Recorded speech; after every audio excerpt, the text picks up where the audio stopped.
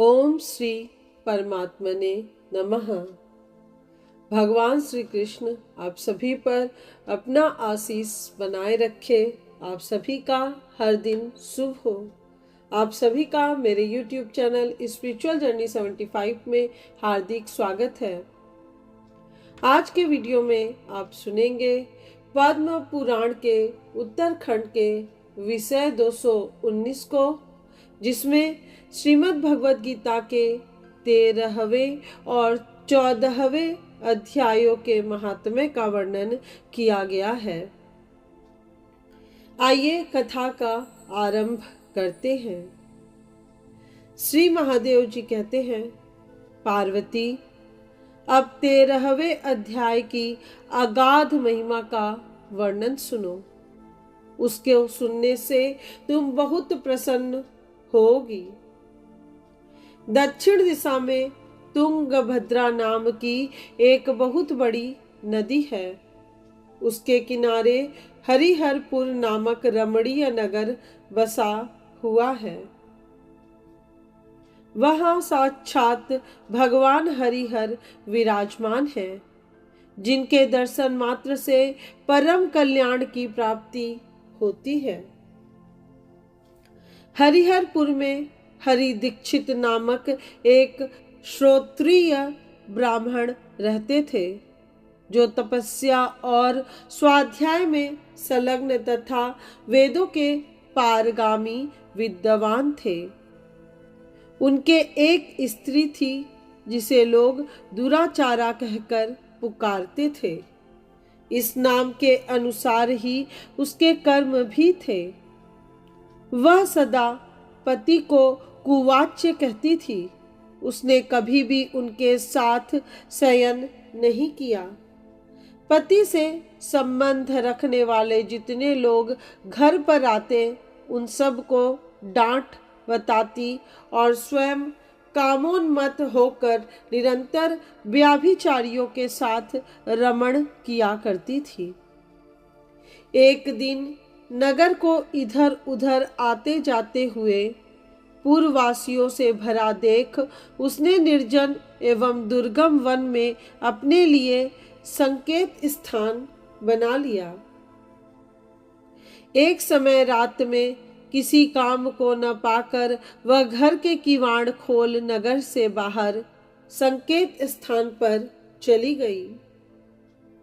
उस समय उसका चित्त काम से मोहित हो रहा था। वह एक एक कुंज में तथा प्रत्येक वृक्ष के नीचे जा जाकर किसी प्रियतम की खोज करने लगी, किंतु उन सभी स्थानों पर उसका परिश्रम व्यर्थ गया। उसे प्रियतम का दर्शन नहीं हुआ।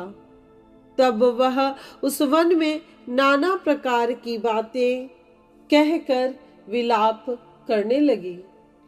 चारों दिशाओं में घूम घूम कर वियोग जनित विलाप करती हुई उस स्त्री की आवाज सुनकर कोई सोया हुआ व्याघ्र जाग उठा और उछलकर उस स्थान पर पहुंचा जहां वह रो रही थी। उधर वह भी उसे आते देख किसी प्रेमी की आशंका से उसके सामने खड़ी होने के लिए ओट से बाहर निकल आई। उस समय व्याघ्र ने आकर उसे नख रूपी बाणों के प्रहार से पृथ्वी पर गिरा दिया। इस अवस्था में भी वह कठोर वाणी में चिल्लाती हुई पूछ बैठी, अरे बाघ, तू किस लिए मुझे मारने को यहाँ आया है? पहले इन सारी बातों को बता दे, फिर मुझे मारना। उसकी यह बात सुनकर प्रचंड पराक्रमी व्याघ्र क्षण भर के लिए उसे अपना ग्रास बनाने से रुक गया और हंसता हुआ सा बोला, दक्षिण देश में मलापहा नामक एक नदी है। उसके तट पर मुनिपर्णा नगर बसी हुई है। वहां पंचलिंग नाम से प्रसिद्ध साक्षात भगवान शंकर निवास करते हैं।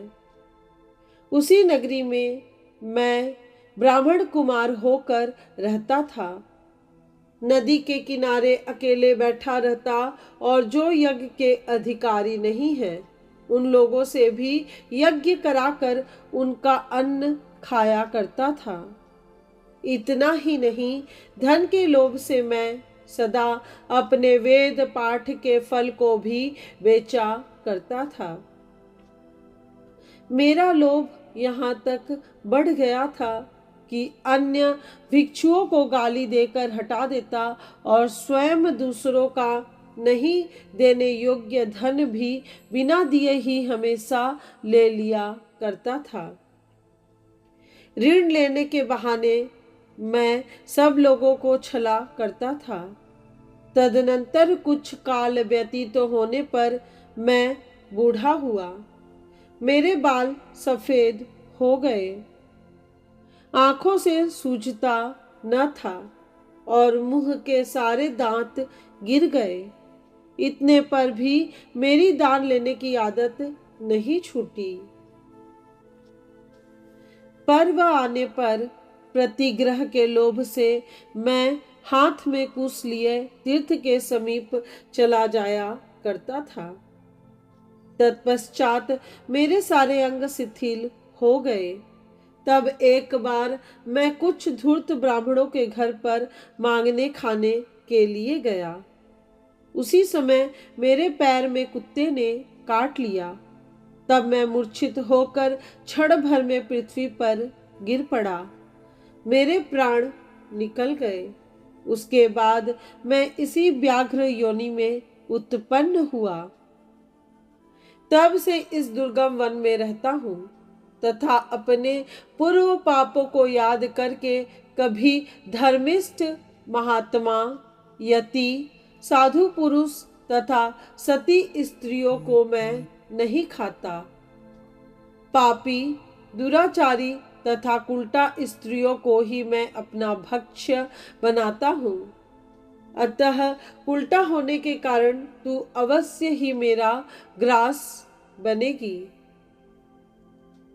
यो कहकर वह अपने कठोर नखों से उसके शरीर के टुकड़े टुकड़े करके खा गया। इसके बाद यमराज के दूत उस पापनी को संयमनीपुरी में ले गए। वहां यमराज की आज्ञा से उन्होंने अनेकों बार उसे विष्ठा, मूत्र और रक्त से भरे हुए भयानक कुंडों में गिराया। करोड़ों कल्पों तक उसमें रखने के बाद उसे वहां से ले आकर 100 मनवंतरों तक रौरव नरक में रखा। फिर चारों ओर मुंह करके दीन भाव से रोती हुई उस पापनी को वहां से खींचकर दहनानन नामक नरक में गिराया। उस समय उसके केस खुले हुए थे और शरीर भयानक दिखाई देता था। इस प्रकार घोर नरक यातना भोग चुकने पर वह महापापनी इस लोक में आकर चांडाल योनि में उत्पन्न हुई। चांडाल के घर में भी प्रतिदिन बढ़ती हुई वह पूर्व जन्म के अभ्यास से पूर्ववत पापों में प्रवृत्त रही। फिर उसे कोढ़ और राजयक्षमा का रोग हो गया। नेत्रों में पीड़ा होने लगी। फिर कुछ काल के पश्चात वह पुनः अपने निवास स्थान को गई, जहां भगवान शिव के अंतःपुर की स्वामिनी जम्भका देवी विराजमान है। वहां उसने वासुदेव नामक एक पवित्र ब्राह्मण का दर्शन किया, जो निरंतर गीता के 13वें अध्याय का पाठ करता रहता था। उसके मुख से गीता का पाठ सुनते ही वह चांडाल शरीर से मुक्त हो गई और दिव्य देह धारण करके स्वर्गलोक में चली गई। श्री महादेव जी कहते हैं, पार्वती, अब मैं भव बंधन से छुटकारा पाने के साधन भूत 14वें अध्याय के महात्म्य को बतलाता हूं। तुम ध्यान देकर सुनो। सिंघल द्वीप में विक्रम बैताल नामक एक राजा थे, जो सिंह के समान पराक्रमी और कलाओं के भंडार थे। एक दिन वे शिकार खेलने के लिए उत्सुक होकर राजकुमारों सहित 2 कुतियों को साथ लिए वन में गए।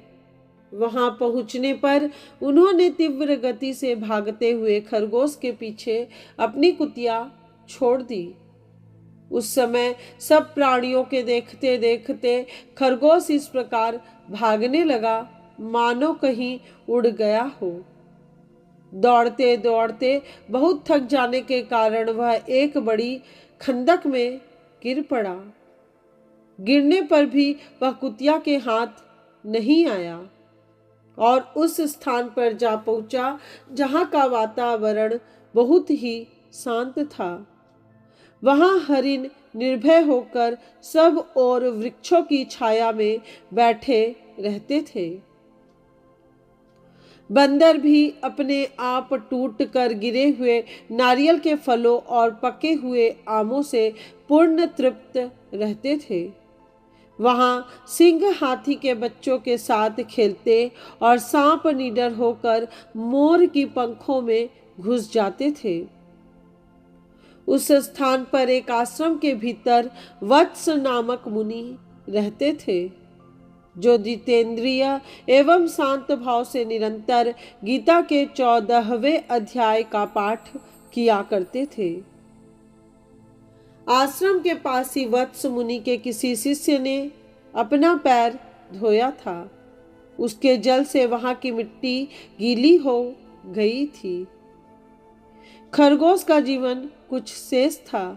वह हाँफता हुआ आकर उसी कीचड़ में गिर पड़ा। उसके स्पर्श मात्र से ही खरगोश संसार सागर के पार हो गया और दिव्य विमान पर बैठकर स्वर्ग लोकों को चला गया। फिर कुतिया भी उसका पीछा करती हुई आई। वहां उसके शरीर में भी कुछ कीचड़ के छींटे लग गए। फिर भूख प्यास की पीड़ा से रहित हो कुतिया का रूप त्याग कर उसने दिव्यांगना का रमणीय रूप धारण कर लिया तथा गंधर्वों से सुशोभित दिव्य विमान पर आरूढ़ हो वह भी स्वर्गलोक को चली गई। यह देख मुनि के मेधावी शिष्य सौकंधर हंसने लगे। उन दोनों के पूर्व जन्म के वैर का कारण सोचकर उन्हें बड़ा विस्मय हुआ था। उस समय राजा के नेत्र भी आश्चर्य से चकित हो उठे।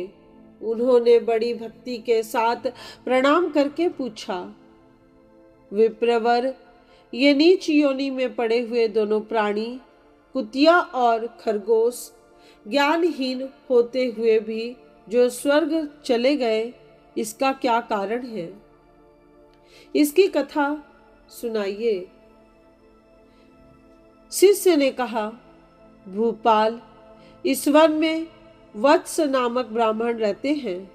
वे बड़े जितेंद्रिय महात्मा हैं। गीता के 14वें अध्याय का सदा जप किया करते हैं। मैं उन्हीं का शिष्य हूं। मैंने भी ब्रह्म विद्या में विशेषज्ञता प्राप्त की है। गुरुजी की ही भांति मैं भी 14वें अध्याय का प्रतिदिन जप करता हूं। मेरे पैर धोने के जल में लौटने के कारण यह खरगोश कुतिया के साथ ही स्वर्ग लोक को प्राप्त हुआ है। अब मैं अपने हंसने का कारण बताता हूं। महाराष्ट्र में प्रत्युदक नामक महान नगर है। वहां केशव नाम का एक ब्राह्मण रहता था, जो कपटी मनुष्यों में अग्रगण्य था। उसकी स्त्री का नाम विलोभना था। वह स्वच्छंद विहार करने वाली थी। इससे क्रोध में आकर जन्म भर के वैर को याद करके ब्राह्मण ने अपनी स्त्री का वध कर डाला और उसी पाप से उसको खरगोश की योनि में जन्म मिला।